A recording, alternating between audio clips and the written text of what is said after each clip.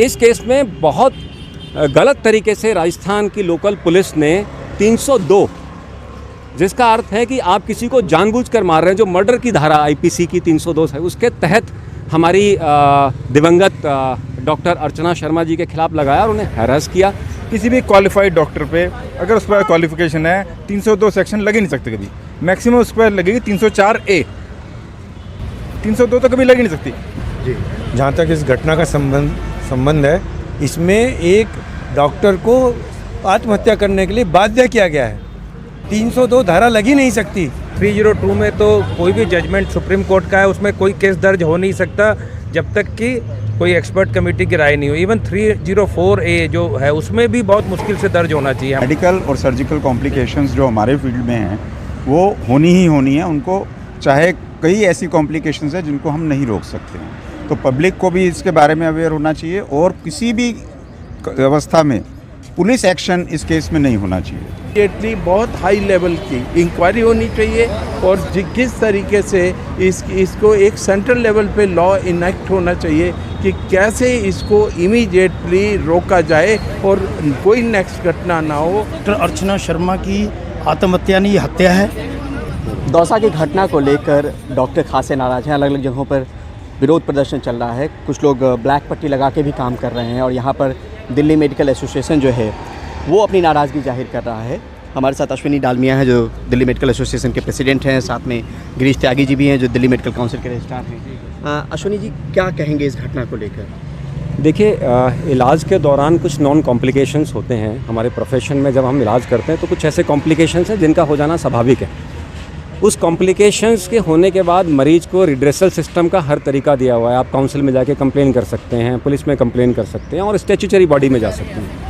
लेकिन इस घटना का सबसे दुर्भाग्यवान पार्ट ये है कि सुप्रीम कोर्ट का एक डिसीजन है 2005 का, जेकब मैथ्यू वर्सेस पंजाब सरकार, जिसमें माननीय सुप्रीम कोर्ट ने साफ साफ कहा था कि अगर कोई डॉक्टर किसी प्रकार की नेग्लिजेंस या लापरवाही का आप आरोप उस पर लगाते हैं तो आपको स्टेट मेडिकल काउंसिल या मेडिकल एक्सपर्ट बॉडी या मेडिकल काउंसिल ऑफ इंडिया से पहले उस घटना की जांच करानी है और उसकी रिपोर्ट के आधार पर आप धारा 304/304A के तहत मुकदमा डिपेंडिंग अपॉन द केस दर्ज कर सकते हैं, नहीं कर सकते। पर इस केस में बहुत गलत तरीके से राजस्थान की लोकल पुलिस ने 302, जिसका अर्थ है कि आप किसी को जानबूझकर मार रहे हैं, जो मर्डर की धारा आईपीसी की 302 है, उसके तहत हमारी दिवंगत डॉक्टर अर्चना शर्मा जी के खिलाफ लगाया और उन्हें हैरास किया, जिसके मजबूरन बस उनको आत्महत्या जैसा एक्सट्रीम स्टेप उठाना पड़ा।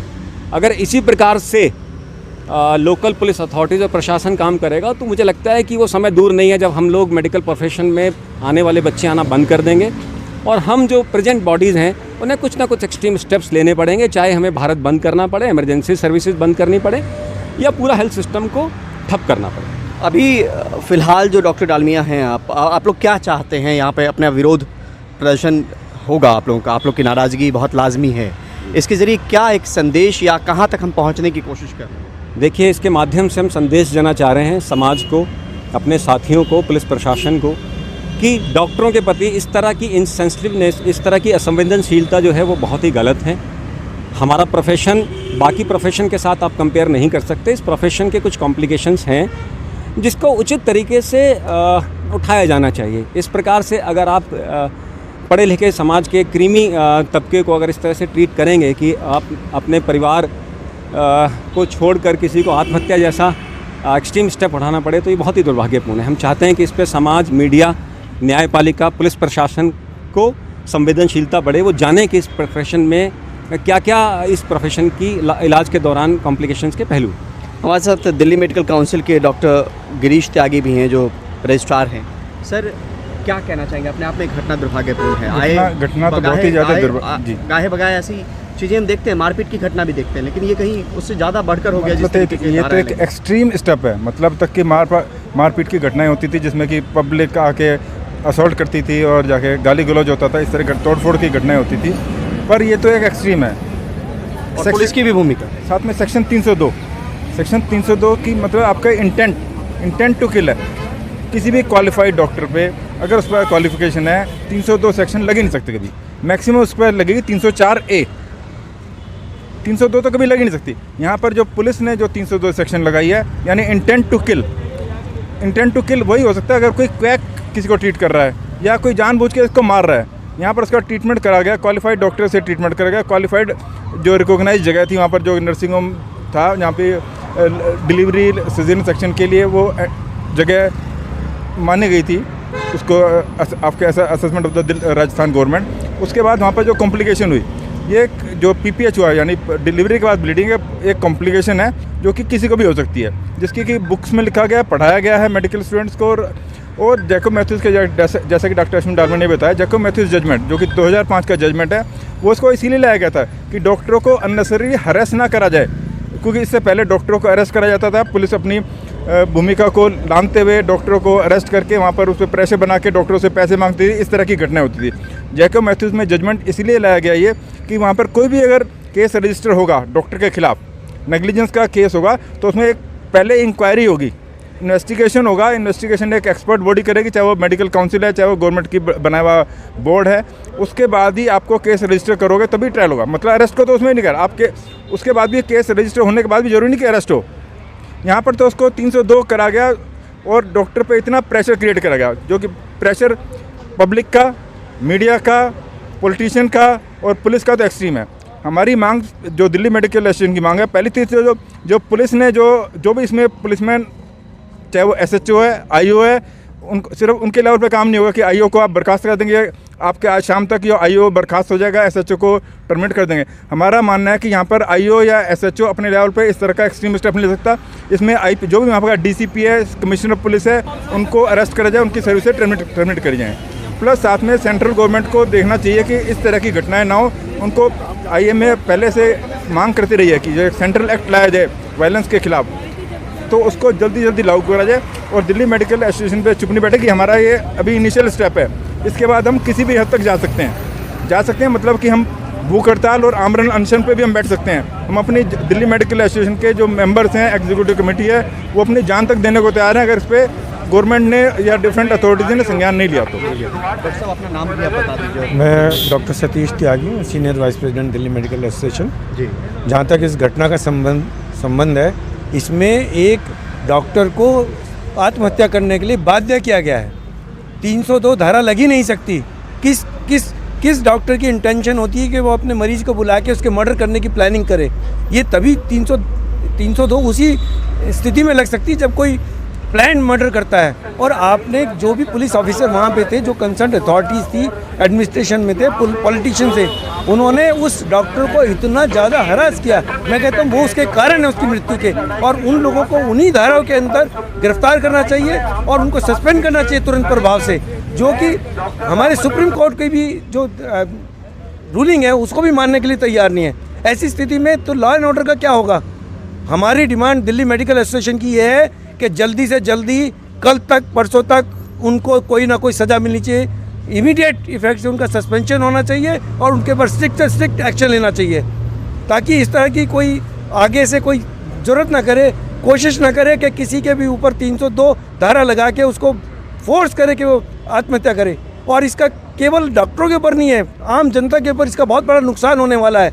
यदि इस तरह से डॉक्टरों को परेशान किया जाएगा, उनके ऊपर 302 इस तरह की धाराएं लगाई जाएंगी, तो कोई भी डॉक्टर किसी भी ऐसे कॉम्प्लिकेटेड केस को इलाज करने से मना कर सकता है, वो नहीं लेगा। आपको फिर कहाँ जाएंगे इलाज कराने के लिए? यदि आपको जनता के लिए, आपकी पब्लिक के लिए आपको उसको सेव करना है, तो आपको इस तरह की घटनाओं को तुरंत प्रभाव से रोकने के लिए सख्त से सख्त एक्शन, चाहे केंद्रीय सरकार ले, राज्य सरकार ले, उन जितने भी ऑफिसर्स हैं जो इसके लिए जिम्मेदार हैं, उनको सस्पेंड किया जाना चाहिए। ये हमारी दिल्ली मेडिकल एसोसिएशन की डिमांड है। मैं डॉक्टर SK पोद्दार, मैं दिल्ली मेडिकल एसोसिएशन का एक्स सेक्रेटरी हूँ और अभी दिल्ली जो सर्जन्स एसोसिएशन है, association of surgeons of India, उसका प्रेसिडेंट इलेक्ट हूँ। जी, इस घटना को लेके कई लोगों ने अपनी बात कही और सज़ा की भी मांग की, क्योंकि दबाव इस तरीके का बना कि आत्महत्या के लिए मजबूरन उनको वो कदम उठाना पड़ा। इसको लेकर कैसे देखते हैं? क्या ऐसा है कि उन्होंने 302 में केस, IPC 302 में केस दर्ज किया है। जो 302 में तो कोई भी जजमेंट सुप्रीम कोर्ट का है, उसमें कोई केस दर्ज हो नहीं सकता जब तक कि कोई एक्सपर्ट कमेटी की राय नहीं हो। इवन 304A जो है उसमें भी बहुत मुश्किल से दर्ज होना चाहिए। हमारी डिमांड ये है, पर 302 तो हो ही नहीं सकता था। तो ये तो एक तरह का SHO या जिसने भी वो FIR करवाई है उस पर मर्डर चार्ज लगना चाहिए। हमारा तो ये है कि डिमांड SHO और DCP जो भी उस एरिया के वो सस्पेंड हो और उन पर मर्डर चार्ज उस पर लगना चाहिए, क्योंकि ये सुसाइड नहीं है, उनका एक तरह से मर्डर किया गया है SHO द्वारा। क्योंकि 302 पर धारा लगाना बहुत गलत है। लोगों ने बताया ही होगा, जस्टिस वो पंजाब वर्सेस मैथ्यू केस में सुप्रीम कोर्ट का डिसीजन है कि कोई भी expert committee, medical expert committee की बगैर राय के 302 तो लग ही नहीं सकती। क्रिमिनल नेग्लिजेंस कोई धारा नहीं लग सकती। ठीक है, बहुत मुश्किल जी। मैं डॉक्टर प्रशांत सेठ, Delhi medical association joint secretary. मैं यही कहना चाहूँगा कि मेडिकल और सर्जिकल कॉम्प्लिकेशंस जो हमारे फील्ड में हैं वो होनी ही होनी है। उनको चाहे कई ऐसी कॉम्प्लिकेशंस हैं जिनको हम नहीं रोक सकते हैं, तो पब्लिक को भी इसके बारे में अवेयर होना चाहिए और किसी भी अवस्था में पुलिस एक्शन इस केस में नहीं होना चाहिए। अगर कोई भी चीज़ है तो उसको मेडिकल काउंसिल, जैसे कि पहले कुछ जजमेंट्स में हो चुका है, मेडिकल काउंसिल के थ्रू उसको अप्रोच करना चाहिए। Police should be debarred from taking any action and putting under any such acts, whether it is 302 और 304 एनीथिंग। 302 तो इम्पॉसिबल है, attempt to murder. Of course कोई डॉक्टर इसलिए नहीं काम करता है कि उसका पेशेंट का मर्डर करना चाहे। ठीक, आप अपना नाम? मैं डॉक्टर कुमार गांधी, इस वक्त secretary IAMA east Delhi branch और president elect IAMA east Delhi branch. मैं खुद में भी एक गायनेकोलॉजिस्ट हूँ।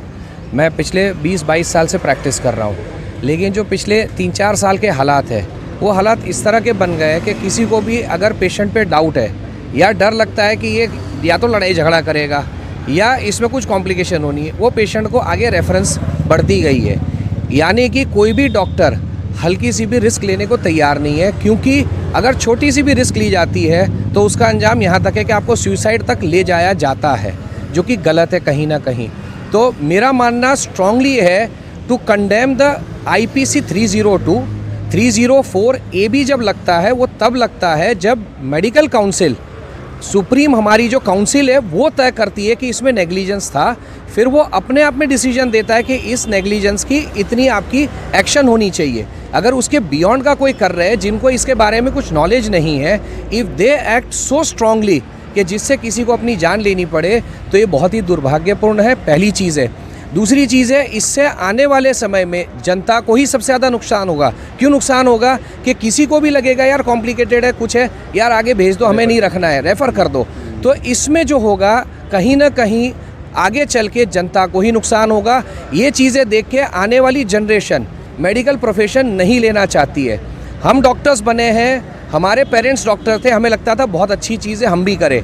आज जो हमारी स्थिति देख रहे हैं, हमारे बच्चे मना कर रहे हैं, आप आने वाली जनरेशन को क्या देंगे, फ्यूचर क्या देंगे, किस तरह से हम आगे बढ़ रहे हैं, समाज को किस तरह आगे ले जा रहे हैं। Health is a very important subject जिसको हम मिस कर रहे हैं कहीं ना कहीं।